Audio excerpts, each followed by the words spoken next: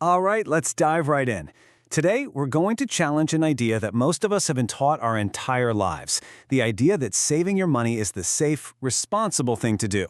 But what if I told you that the very thing you think is keeping your money safe is actually making you poorer? Let's get into it. So, just think about it for a second. Where is your money truly safe? Is it in a savings account at a bank, stashed away somewhere at home? For most of us, the answer feels pretty obvious, right?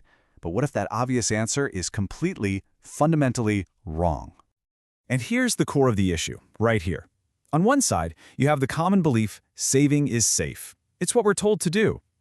On the other side, though, you have this hard truth. Saving is a guaranteed loss. Now, I know what you're thinking. How on earth can that be true? Let's break it down. Well, the main culprit has a name, and that name is inflation.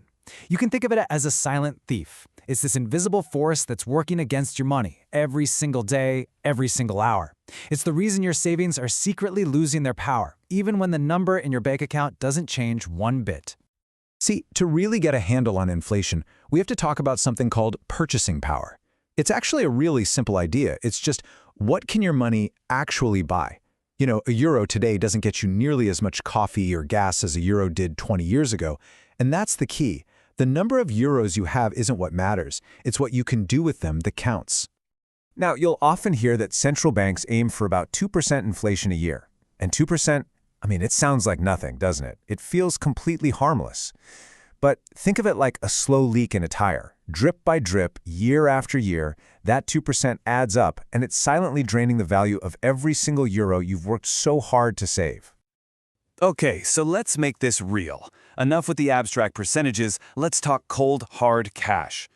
Let's imagine you put a nice round 10,000 euro into a savings account. You lock it away, don't touch it for 2 decades. What do you think happens? And here it is. This is the damage. After 20 years, you check your bank statement, it still says 10,000 euros. That's its nominal value. But its real value, its actual purchasing power, it has absolutely plummeted, down to just 6,000 euros. You've lost 40% of your wealth, and you didn't even spend a single cent. It just evaporated. And that right there, that's what this is all about. The real risk isn't some scary stock market crash that might happen. No, the real risk is the stone-cold mathematical certainty that the money you have saved will be worth less tomorrow than it is today. So, if hiding our money in a savings account is a losing game, what are we supposed to do? Now, let's be super clear. You absolutely need an emergency fund in cash. That's non-negotiable. But for long-term goals, for actually building wealth, we need an engine. And historically, the market has been that powerful engine, the one thing that has consistently beaten that silent killer, inflation. You know, a lot of people hear the word investing, and they immediately think of a casino, of rolling the dice. But that's just not what we're talking about here.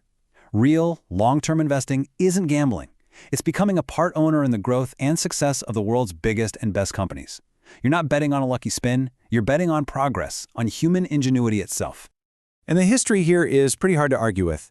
If you look at a broad market index, like the S&P 500, over the last century, its average annual return has been somewhere in the ballpark of 8 to 10%.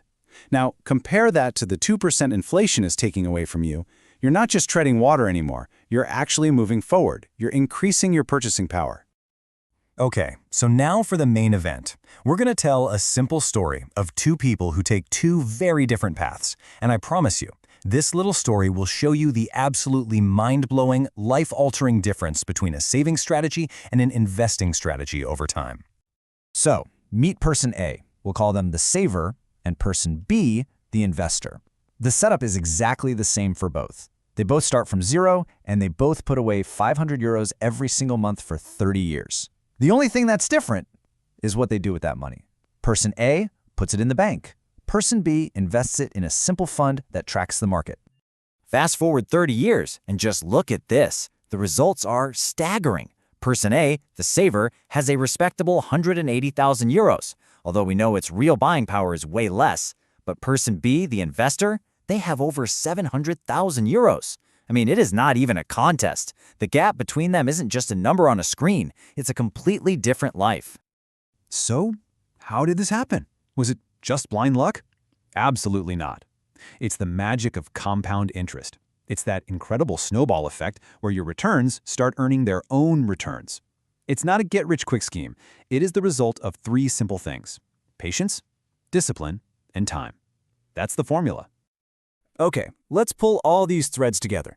The whole point of this has been to get you to rethink your definition of financial risk, because what feels safe, like a savings account, might be the biggest risk of all. And what feels risky, like the market's ups and downs, might just be the most sensible path you can take. This right here sums it all up beautifully. That feeling of stability you get from a savings account, it's not free. It's a service you pay for with the guaranteed loss of your money's value over time. And that volatility in the market, all those ups and downs, well, that's just the price of admission for getting long-term performance that actually grows your wealth. So, what's the new wisdom we should walk away with? First, the biggest threat to your financial future isn't the temporary swings of the market. It's the permanent, relentless grind of inflation. Second, saving for the long term is basically a strategy for losing money slowly. And third, disciplined, long-term investing isn't about speculation. It is the most proven strategy we have for protecting and growing real wealth over a lifetime. And we'll leave it with this final thought. The goal isn't to try and avoid every single risk out there. That's just impossible.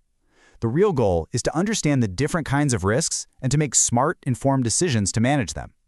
It's about taking control of your financial future. Thanks for joining me.